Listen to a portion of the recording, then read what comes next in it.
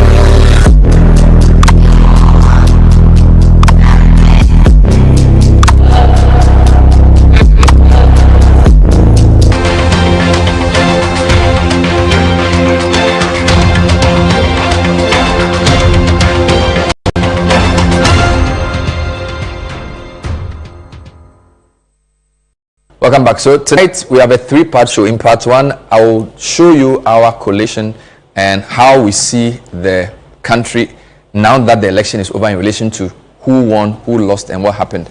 Then I'll speak to Musa Dankwa, who's also done his post-election analysis, where we got it right, where we need to improve. And of course, Hassan Tampoli is here as well, MP for Gushehu, a key member of the Dr. Bawumia team, to tell us what the mandate means. So gentlemen, you are welcome to the show. Good evening. Good evening. Is the white because of the victory? You know, on a day like this, if you turn up in white, no matter what it is, it should be about the victory.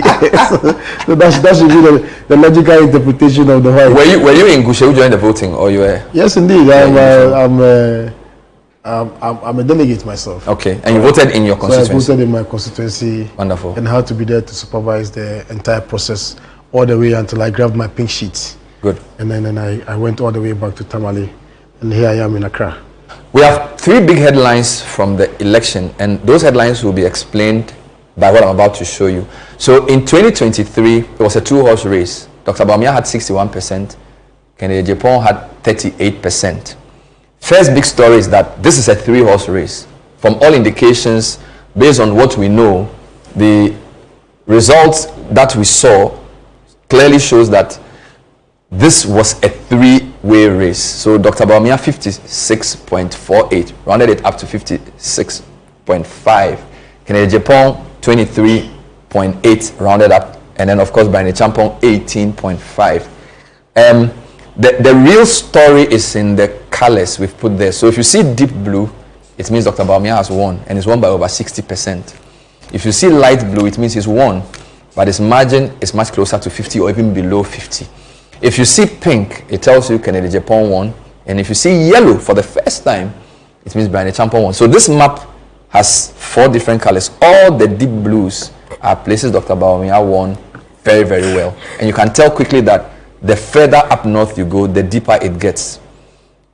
So he won Upper East, Upper West, Northeast, North, Savannah, Bono East, Oti. But he also did win the Western region, and he also won the Ahafo region. So it's very clear that he's very strong in the north. Places that he won but did not win as comfortably include, of course, the eastern region, where he got 51%. Very interesting. Second point there is that the person who was second was Brian Champong. He got 29% in the eastern region. That's an interesting story.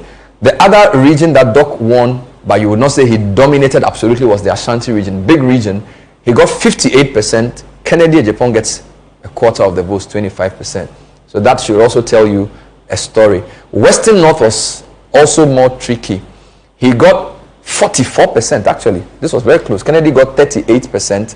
Brian was 17%. The Bono region was also not as dominant for Dr. Bawumia. 58%, Kennedy 22%, Brian 17%. All right. And of course, the Greater Accra region that we highlighted as a very critical region because of its size, Doc did win 54%, Kennedy gets 31%, Brian gets 13%. So that's the second story in terms of the area of strength. But there's something else going on. So Doc won 14 regions outright. He lost only 2 regions. For the first time, the Volta region went to somebody else, Brian Echampong. He gets 45.6%. Doc gets 35%. Kennedy loses and gets 17%. So that's an interesting story. And of course, the Central region, which is Kennedy's stronghold, he does win it with 47%. Doc gets 36%. Brian gets 15%. So Doc wins 14 of the 16 regions. But there's something interesting we saw. The second place position in the 14 region Doc's wins is evenly split between Kennedy Ejapong and Brian Echampong. So it tells you Brian Echampong's strength is not limited to just the Eastern and the Volta regions. He actually places second in 7 regions. And what makes this more interesting, these 7 regions, look at the geographical areas he's second. First one, Upper East region, 22%, he's second. Okay. Upper West region, 21.9%, second. Northern region, 13.5%, a distant second, but second nonetheless. Savannah region, 14.3%, second, distant second, but second nonetheless. Oti region, 25%, comfortable second. Of course, Bono East region, 19%, second. Eastern region is home region. He did not win that region, but 29%, second. And then, of course, he wins the Volta region. Now, where does Kennedy place second? Everywhere else, apart from the Northeast, where Kennedy is second, but it's really 4.8%, really infinitesimal. Kennedy is second in Ashanti, 25%. Second in Western North, we've already shown you this. Second in Western, second in Greater Accra, second in Bono region. So what does this say? Well, maybe places where Bawumia is very strong, if they don't want to vote for him, they go to Brian and not Kennedy. Who knows? Again, you can easily tell. The more eastern you go, Brian Echampong is strong. The more western you come, Kennedy is strong. Musa, your quick comment on this. It seems to me as if Akan-speaking areas in the NPP did not give Doc as dominant a victory as some would have thought. And this idea that Brian seems to do better in the eastern parts of the country than the west. Did you know this before the election? I didn't pay close attention to that differences. I somehow, and that's the problem with demography, I assume that Akans are going to behave the same way. But from this data, clearly they're not behaving the same way. The tribes within the Akan groups are behaving differently. If you look at the Ashantis, the Achims, the Kwawus, the Kwapims behave the same way. And then if you look at Greater Accra, it's made up of very strong, this particular group of people than those in the western part of the country. So it shows the link between the group of Akans who are closely related than those who are at the extreme end of the... So NPP has a mixed bag of Akans voting differently. Yes. Which is why we are seeing this, yes, this mixed color. Did Brian's performance surprise you? Yes, it did. It did. Even though we saw it coming, because in the headline poll, he was on 6%, but in the prediction, we doubled him to 13%. But that was probably even pessimistic in the sense that we didn't expect the collapse of Kennedy to be so catastrophic in the end. And the ripple effect was really what we saw, that Ken underperformed even our worst case scenario for him, and Brian overperformed our best case for him. Hassan, any thoughts on this? Does this agree with what you were expecting? The margin, the emphasis, and the fact that it became a 3-horse race. Was that what you were expecting in your analysis throughout? Well, good evening to your listeners and viewers across the country and across the world, that's actually. So what it is that this is not one of the elections that you go into recognizing that it's going to be one against the other. It's one particular election that you are going against two formidable opponents. So whatever tactics that you have, you must split them into two. We used to have one formidable opponent, and then we had every, arrangement that we could do to contain them. But now, as you are containing one, another is coming with another strategy. So you weren't focused enough. So naturally, you lose, sight of a few things, and that is the truth across the country. And so, as far as I'm concerned, the real star would be Brian Acheampong. Brian Acheampong, I mean, really and truly, for a first timer, coming this strongly and captured as many votes as he did, tells me that yes, indeed, the election was even much tighter than we anticipated. What it is that we had 4 accounts, 2 from the Ashanti region, 1 from Central, 1 from the Eastern region. So naturally, you should find some strength, and it tells you even in Bosomtwi, for instance, how the former education minister won comfortably in his own place. And then a place like Yagaba Kubori, a Mampusi dominant area, 100%. Where we got 100% for His Excellency Dr. Bawumia. Areas where we had 90% plus 85% and all of that were mostly in the northern part of the country. So, but this election truly demonstrates that Dr. Bawumia is indeed very, very popular. Out of 276 constituencies, he won in 232 constituencies. And he won across the country, not some areas, and didn't perform well in some other areas. So that's 230 is in all 16 regions. Exactly. So there was no region that he didn't win easily. Constituencies. Easily. So you can tell that he was, even in Central region where you could tell that our performance was below par, he won in about 5 constituencies. In the Eastern region, where we have 33 constituencies, we won in 25 constituencies. And Brian won some, and then Ken also won the rest. So the way it is, in Ashanti, 47 constituencies, we won 45. So we won all except 2. Lost in 2. One they beat one, and then another one. Exactly. And Ahafano, Southwest. But what is important is that the performance that you reference in Ashanti region as 58% was not too strong.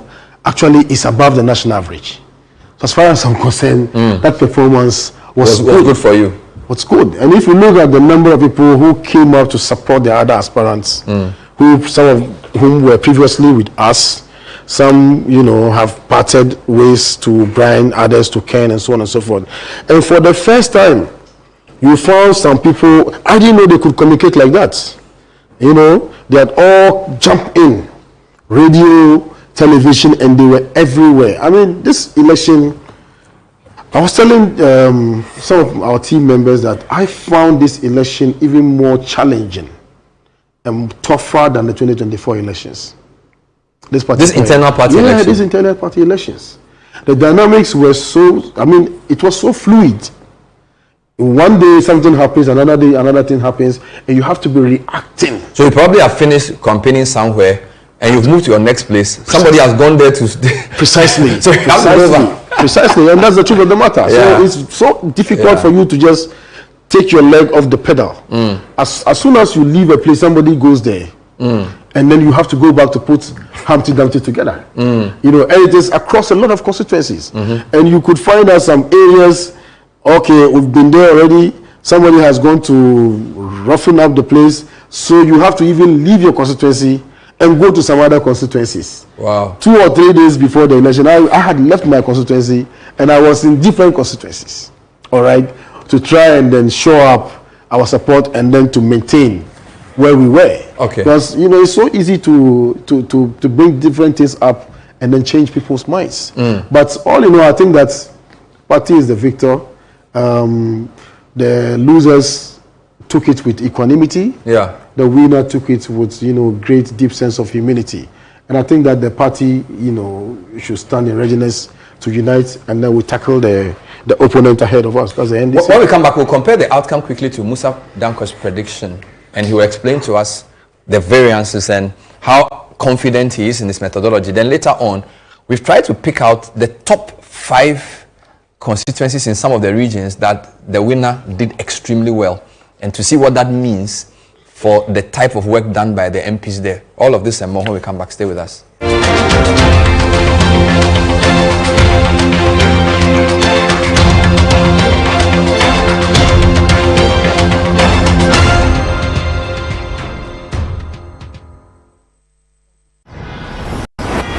What does it take to be Ghana's most useful technology company?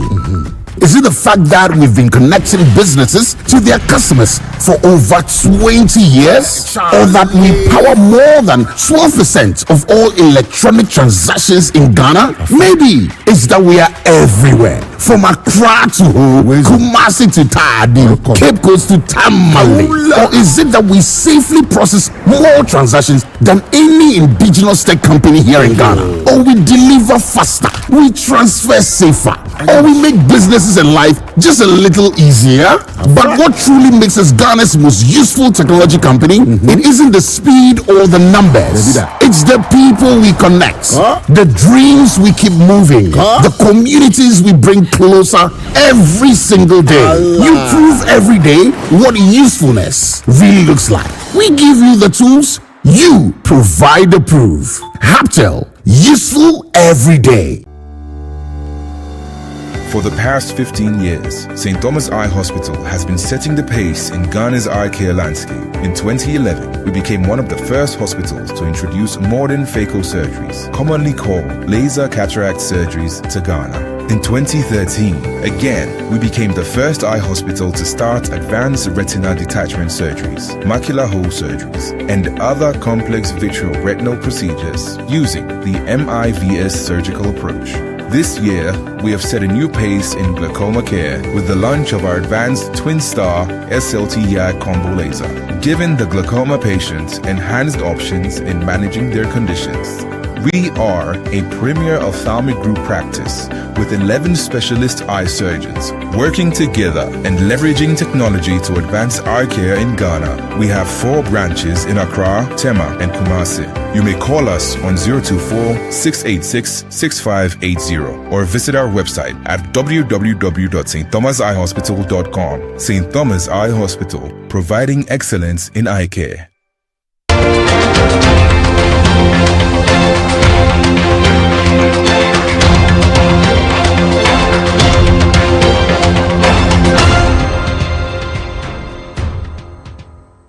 Welcome back. So we're still here on the point of view. Musa Dankwa, I don't even want to call arguably, there's no more argument. Is Ghana's leading poster, correct? Or is this still an argument? It's not. And of course, Hassan Tampoli, MP for Gushewu. Musa, so you were on the radio with me and I kept quizzing you around your prediction. And you said you were putting 7 years on the line that Dr. Bawumia is going to get 57% plus or minus 3. It turned out to be correct, again, as it does. But you were surprised about Brian. But let's deal first with the fact that the main number you were right, 57. Yes. Look, when you've done this work for several years, and you've been talking to delegates for the past 5 months, constantly, in the past 4 months. In the last month, you spent every day engaging at least 500 delegates, live, Monday to Friday, and the story hasn't changed. I mean, what else can you do? Rather than have confidence in what you have done. Yeah. So you were sure he was going to win one touch? Yes. We didn't know that it would be such a 3-horse race, because show me his prediction. His main prediction was basically 57, 28, and was it 13? 13. Please move to that one. So that was the main prediction. Just move to the first slide.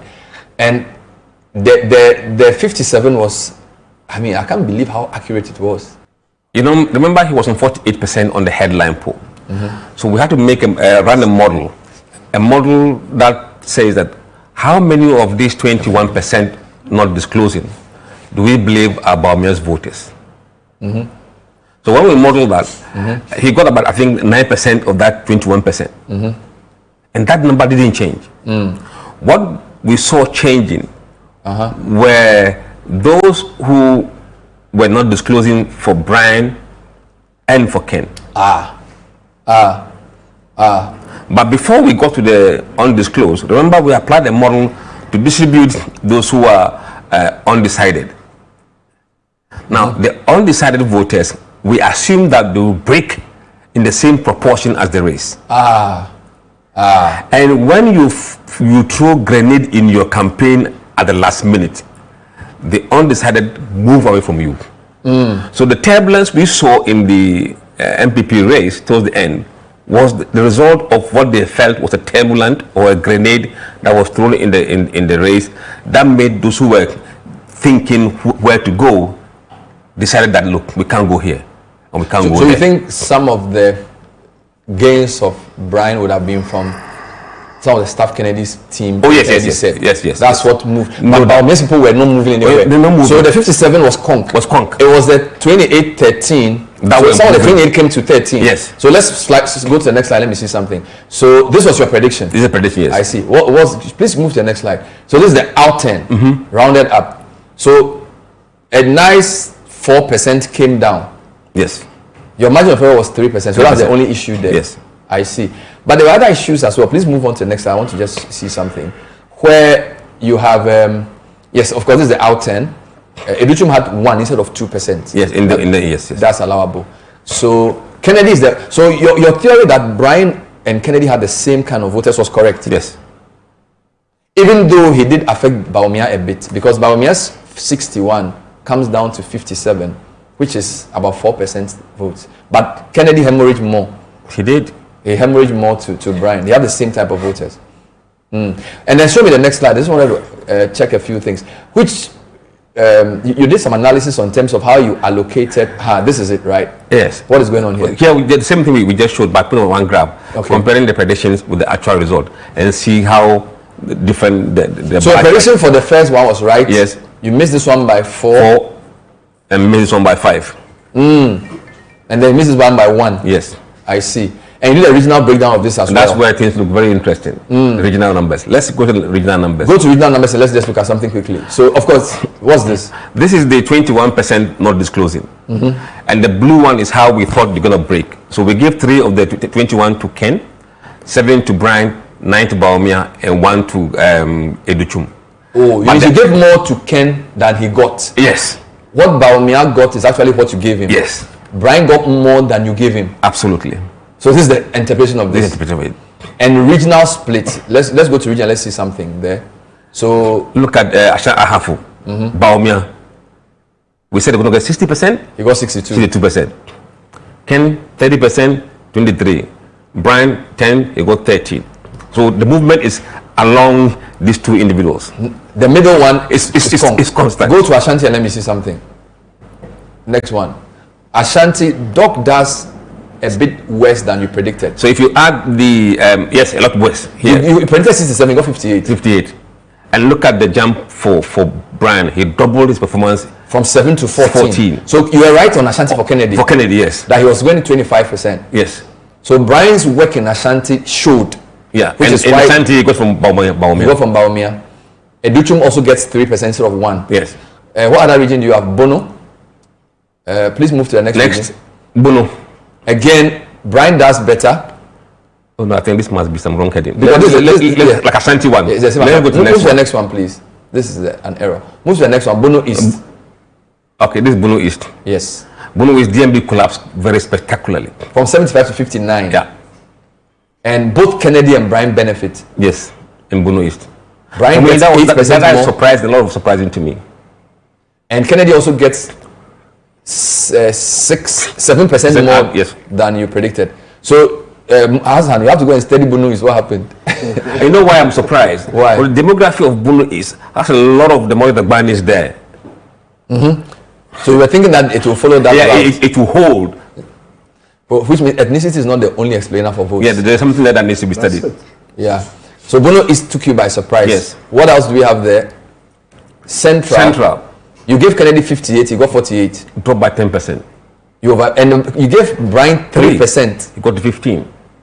Look at Bawumia. Stable. Stable. 37, 39 is quite stable. So your central model was right. So central delegates preferred Brian in some sense, but they didn't tell you. They didn't know where you were calling from. I think the undisclosed guys in Central were Brian. So that's the lesson we learned. Yes. Move to the next one. Let's see something. Eastern, Brian did much better than you thought. Yes. 13. Why did you give him only 13? No, it's the model. And remember, the behavior towards the end was after the poll has closed. So what happened in the last week of the campaign, we didn't see. Okay, so this is before the final day. Final week. So Doc drops 4%, Kennedy drops a mighty 10%. and Brian is the winner for all. So his damage in the Eastern region was significant. Yes. 13, even more than double what he was to get. What other region do we have? Greater Accra, fairly stable. Fairly stable, in line with the model. Yeah, so the model was right. And this is the most important region in terms of numbers. Yes, and Kennedy too, slightly, not too far from the margin of error. Yeah. Doc won all 3 Tema constituencies, which I thought was impressive because Kennedy traditionally has been strong in Tema. Were you surprised at the Greater Accra performance, Hassan?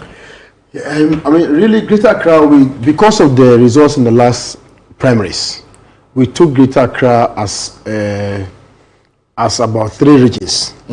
So we worked on Greater Accra as about 3 regions: the coastal belt, the middle belt, and then the northern belt. And we had to change the style of campaigning and the messaging and who goes to where. All of it had to change. And so we are very, very confident. I, for instance, I had to work in Odododio. Okay. All right. Even though you have Gusegu there. Exactly. You had to work in Odododio. I worked in Odododio. I see. I worked in Ablekuma North. Okay. You understand? Because I had lived in Ablekuma North for over 12 years.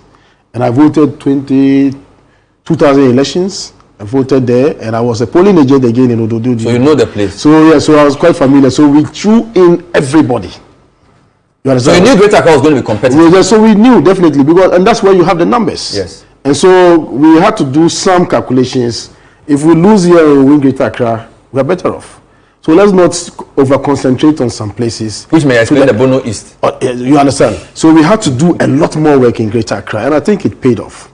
Because the demography in Greater Accra also meant that the people that you threw into your campaign must reflect a certain, mix. So that's why all of us had to be thrown into Greater Accra, and I think it paid off. And so we took it like a special project. Western region was another impressive one. Show me Western region, because it was 17/17. Yeah, Western region was interesting because you would have expected Kennedy Central and Western North strength to trickle there. But Western was actually, he did better than the model predicted. Yeah, that's right. Kennedy did West. Yes. So what happened there? What did you do there? Well, Western region is also the same, because we looked at, so if you take a look at the regions which had a lot of numbers, take a look at our performance. So you focused on the number, the regions with the more numbers. You understand? Yeah. So you can put 2 or 3 regions together, and they don't add up to one region. So you make a mistake if you over concentrate on some region at the expense of one region. And so we had to put in a lot more effort and resources in the Western region, in some areas. And so Western region is one of the highly populous areas. So we had to concentrate on that area. For instance, Central region, our performance wasn't that good. Not that we didn't work. Show me Central. We did a lot of work there. We did a lot of work there, knowing our strengths and our weaknesses. And so we knew where the underdogs, especially for a place like Central region. Volta region, we knew we were underdogs. You understand? And so we weren't surprised with the results that we got. But show me Ashanti for a quick comment. I want him to answer. Ashanti is the second largest region. Easily. And it was a major battleground. Easily. And it's clear that it was Brian who affected you here. Because if you look at the prediction for Brian was 7, he got 14. And Doc came down from 67 to 58. So clearly, the issue is Brian Echampo in Ashanti, not Kennedy. Absolutely. There's no doubt about that. But Ashanti, again, just like Greater Accra, we had to do a lot more work. And I think that we have to give it to the former second lady, Aja Samira Bawumia. She is our talisman. In Ashanti? She's our talisman in Accra and Ashanti. Wow. And she did a lot of killer job. She pulls the numbers. Oh yeah, she did a lot of killer job. She's our talisman. Wow. And we have to, now the elections are over, but she had the specific role to play. She discharged it creditably, and anytime that she goes somewhere, we do the polls. We see that our numbers, improved or we stabilize. And so Ashanti, for instance, the team that also worked on Ashanti were unwavering, and they didn't sleep. The minority MPs caucus, the regional constituency committees, and so on and so forth. Chiemesa, the chairman of the campaign coordinating council, he went around the whole country with Dr. Bawumia. Even though he came from Ashanti region, he was with us almost practically everywhere.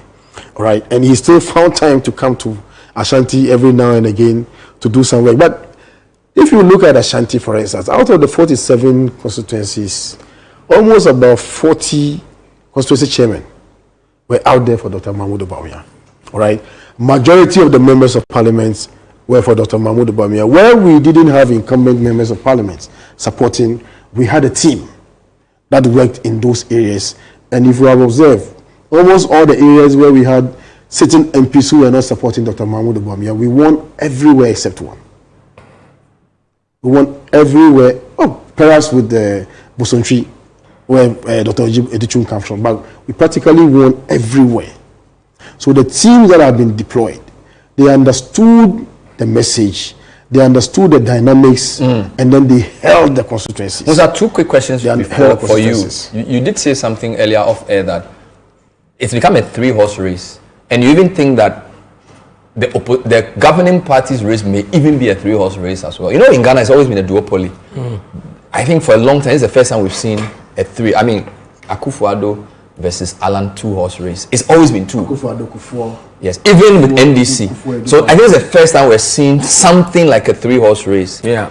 Do you expect this type of thing to continue based on what you see in NDC?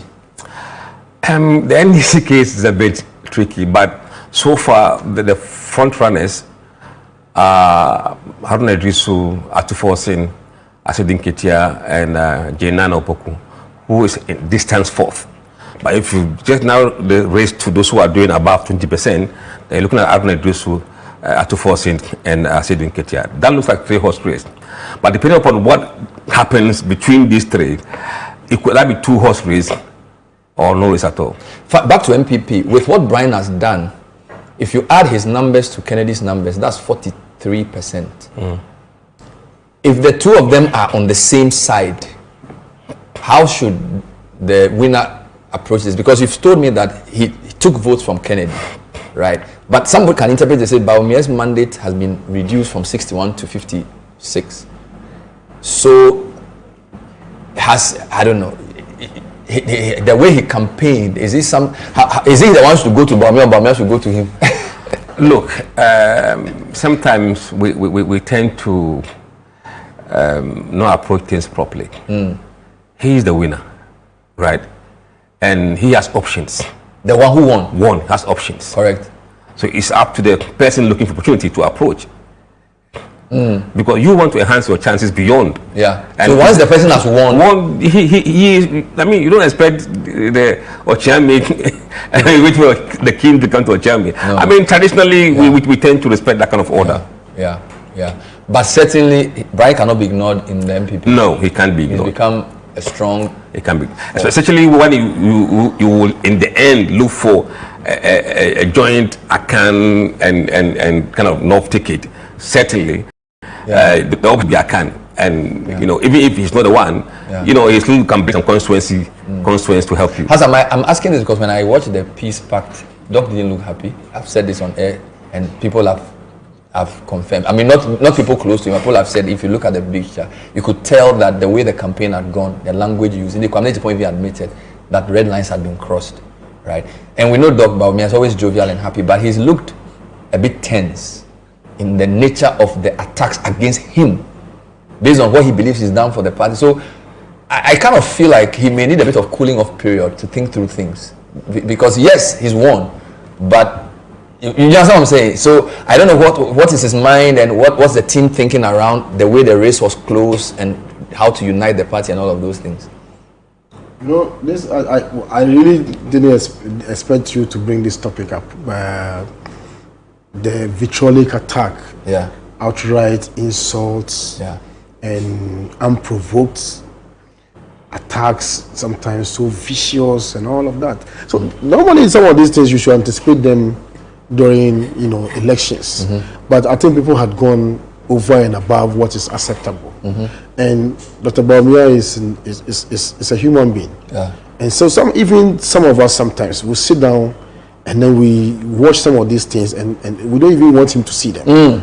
But in this day and age, somebody will send it to him. Some one way or the other. He himself is very versatile on social media. He will find some of these things. Yeah. And so you would naturally expect that he would have seen it. So when you see him, you watch his body language and the way that he takes some of these things with a lot of grace. Yeah. And his body language sometimes tells you that, yes, this thing, I'm not too happy about it, but I still have to compose myself and lead a team. I'm leading a team. I can't show weakness. Yeah. But naturally behind the scenes, definitely. Yeah. So it wasn't, difficult for people to have picked up signals that he wasn't too excited about some of the things that are happening, especially getting to the last part of the elections. I mean, the prophets were on him, the posters were on him, the internal, pissing in, people were pissing in left, right, center. I mean, really, and to think that we had two formidable candidates, all of them firing shots at him, meant that even the kind of attack that will be seen in the past has doubled. So whilst we are trying to respond to one another, person is also firing. And like I said before, this election, this presidential primaries, for me has been even more difficult than the 2024 elections, as far as some of us are concerned. Yes, because you see, the work that Dr. Bawumia has done for the party, and the fact that he is the most, and the last time I came to this studio, I mentioned the fact that he is the most marketable candidate. The NPP party is not a human being, but it's a living organism. It sees, it tastes, it feels. So the party people know who should be our next flag bearer. So naturally, the person becomes a punching bag for everybody, but the party people respond to it. As we speak right now, party people know who, in all of these, in the scheme of things, who they think should be our logical next leader. Because in the course of the campaign, some of these things came up. You understand? And so when the party people are going into that direction, so there will be implications for even some of the primaries in the future. Some of the things that you do, some of the things that you say, they will be waiting for you. One day you come back and then they will ask. But he said he wants to unite the party. Dr. Bawumia naturally is somebody who is a unifier. And I'm not sure Dr. Bawumia is going to do anything that will be vindictive. As far as this our party is concerned. He wants to win. He has been given an emphatic mandate across 14 out of 16 regions, 232 out of. I mean, that's a very emphatic mandate, and so he would take a step back for a couple of days, and then he will come back. We'll be right back with more. This is The Point of View. Don't go away.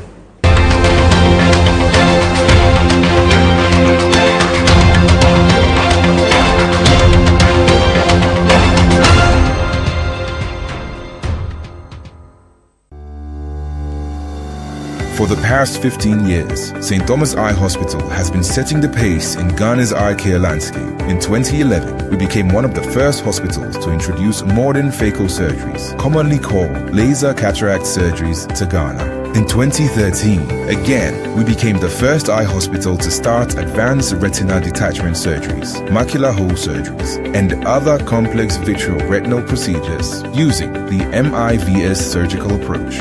This year, we have set a new pace in glaucoma care with the launch of our advanced Twin-Star SLT-YAG combo laser, giving the glaucoma patients enhanced options in managing their conditions.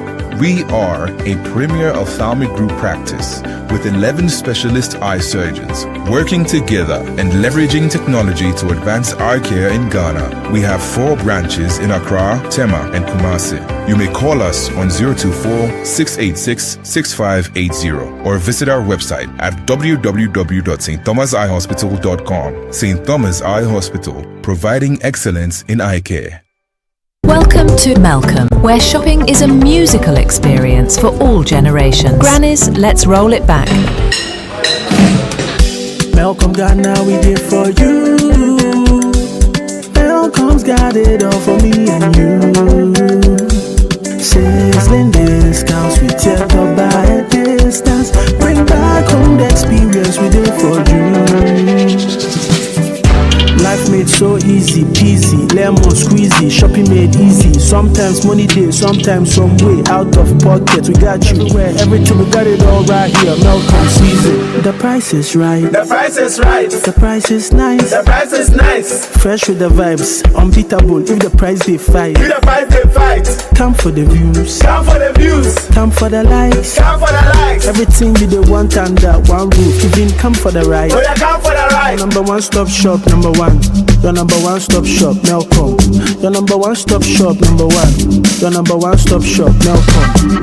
Malcolm Ghana, we did for you. Malcolm's got it all for me and you. No matter the generation you belong to, Malcolm is where Ghana shops. Bring back home the experience we did for you. Bring home the experience.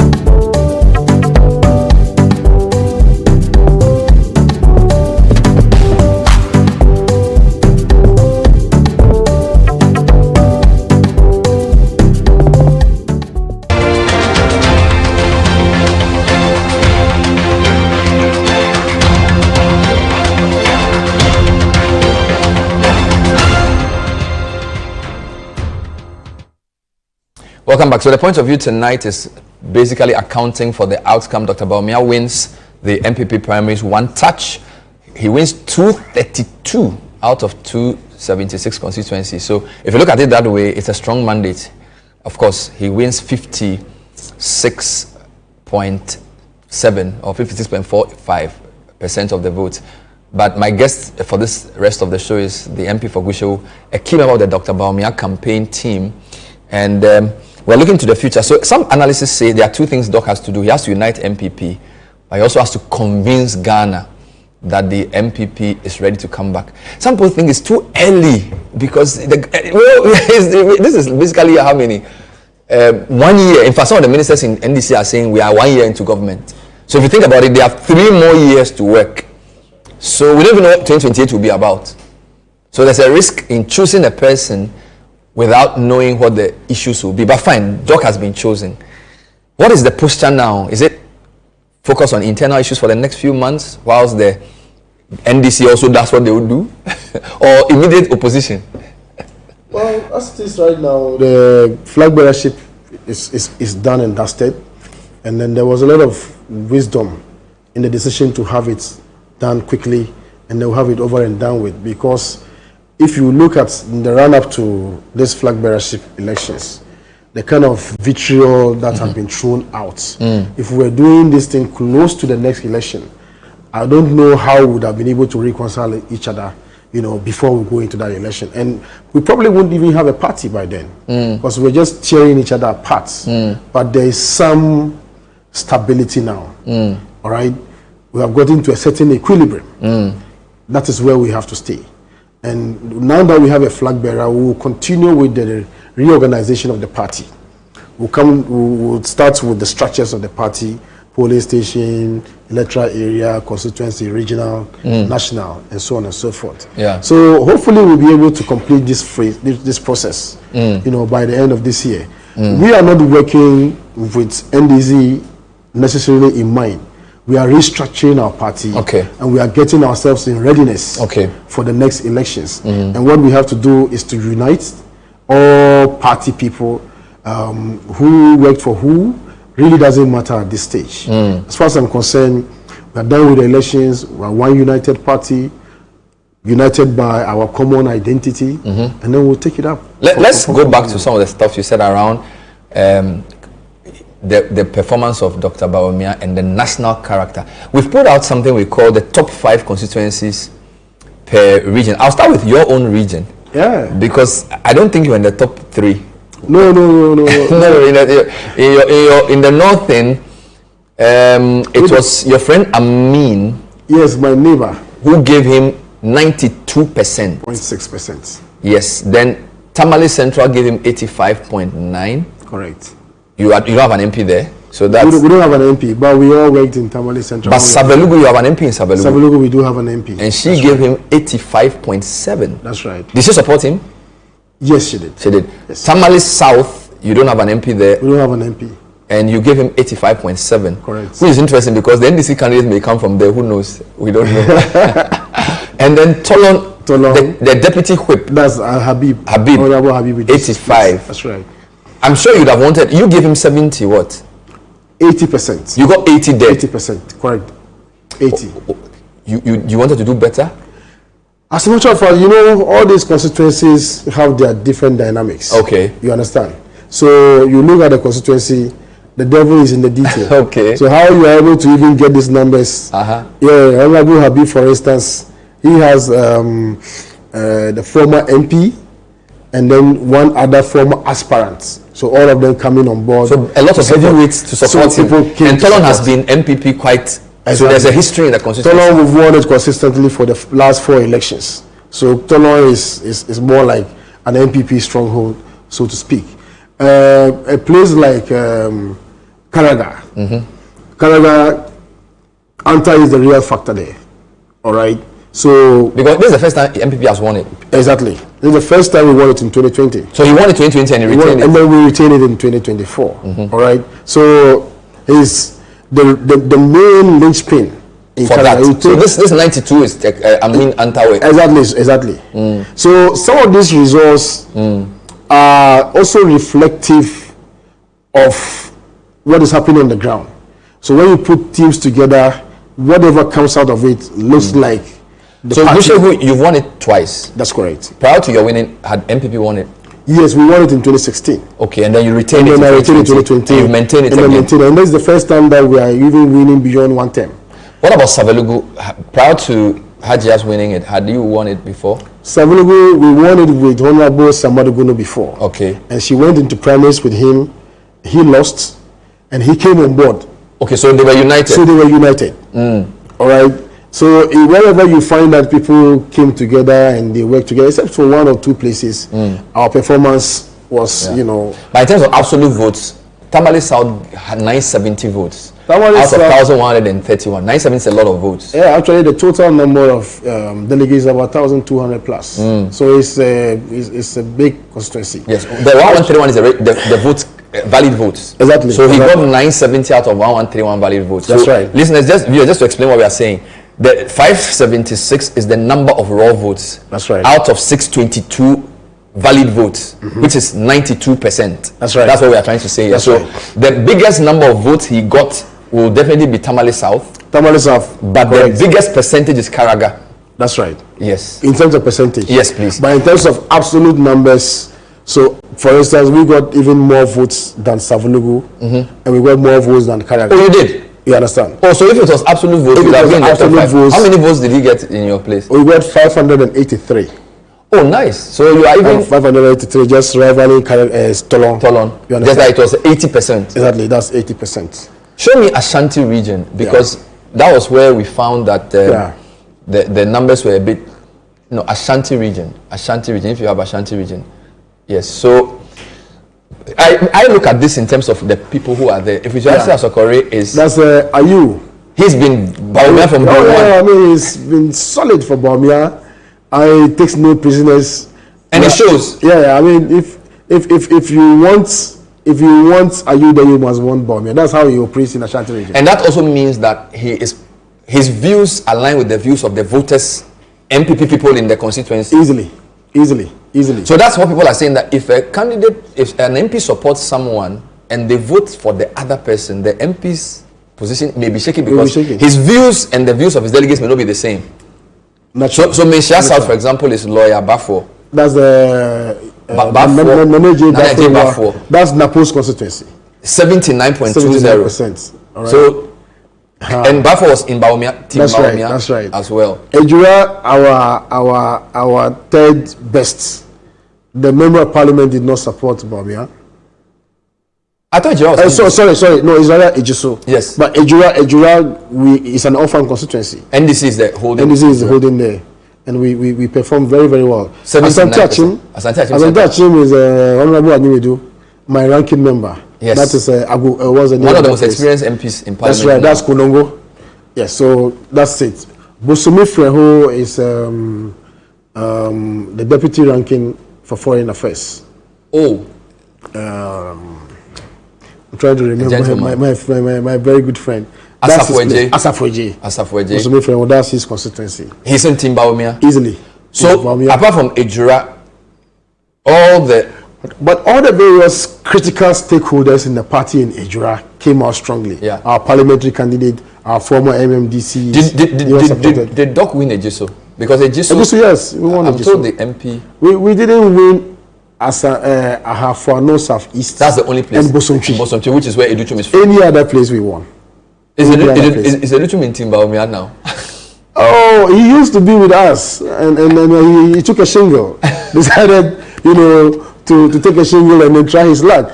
Obviously, it didn't quite work out. How did Doc see his? He came to visit Doc yesterday. He's come to visit. And yeah, he came to visit Doc yesterday. He's one of the very first people who came to visit him and to congratulate him and to pledge his support. Exactly, and to pledge his support. And then Kwabena Japan also came. Kwabena Japan also came yesterday.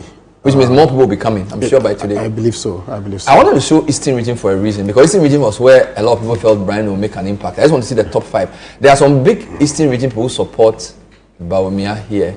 Interestingly, Iwakwa South gave him the biggest percentage. That's right. 80.4. That's right. Dr. Kingsley Ajiman's constituency. Former Get Fund? Former Scholarship Secretary. Kingsley Ajiman. That's right. Was he in Team Bawumia? Yeah, he was very, very strong in the team. So he got very, very strong, yes.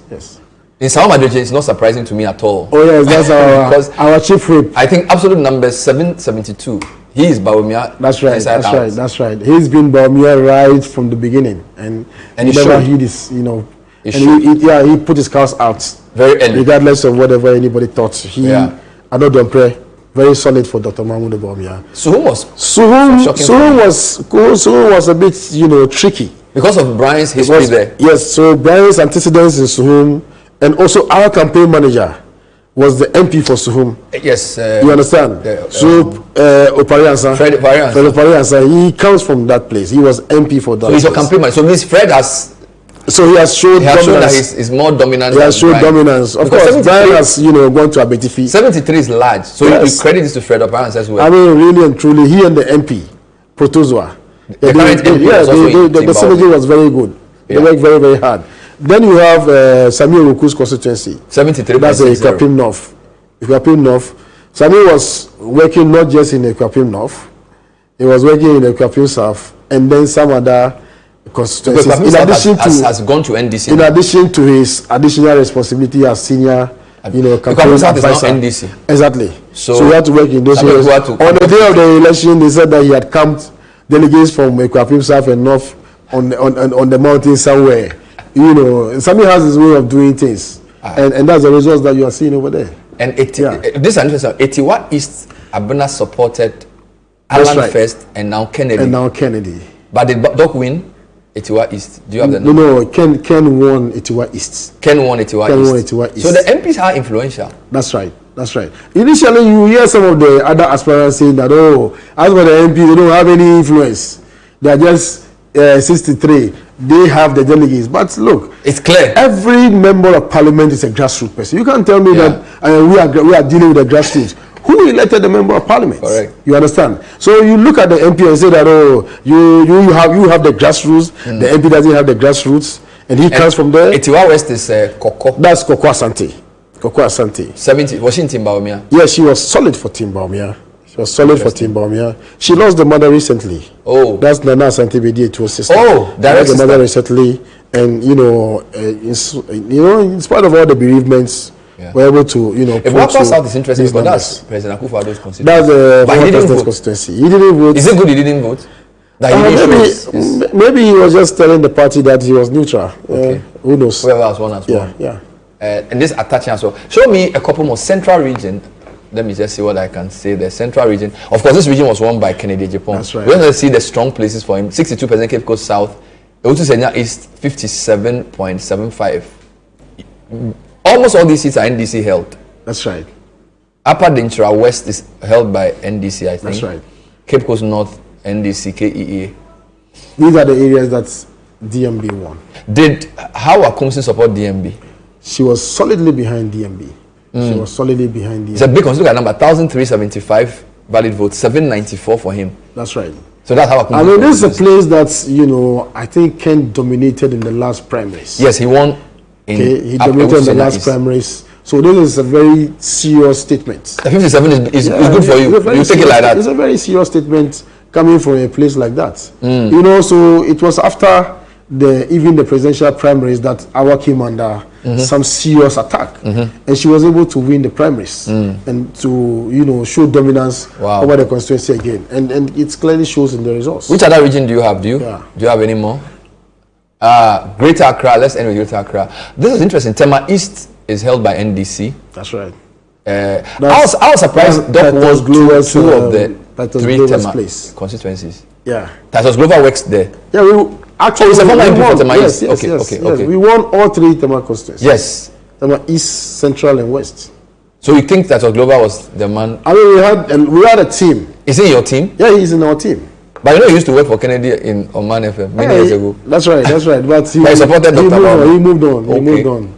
And for instance, Ayawaso North, that's Mamobi. Yes. Ayawaso East Nima. Ododo that's my constituency. Ododo is my constituency. So this is you want to take part of the credit for the 451 votes? In fact, just before I left for Vip's house, they had come to greet us. So I was there for us to receive them and to you know, express his and then Ayawaso Central appreciation for this is where Henry Korte used to be. This is Henry Korte's place. He's also Tim Bawumia. Yeah, so a lot of your frontline former ministers are all Tim Bawumia. A lot of them. A lot of them, but of course there are some ministers who were with us who are now even contesting him. Will they be accepted back in the campaign team?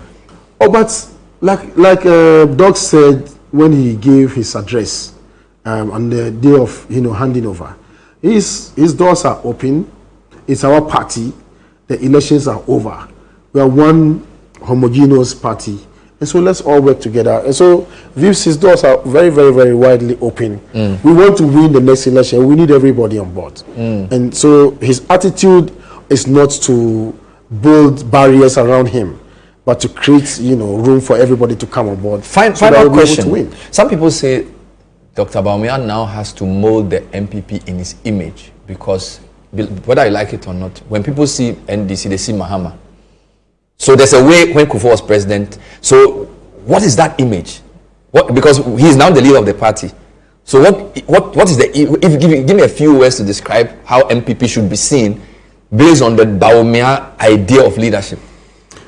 So Bawumia is an enigma, all right? A lot of people don't know him that much.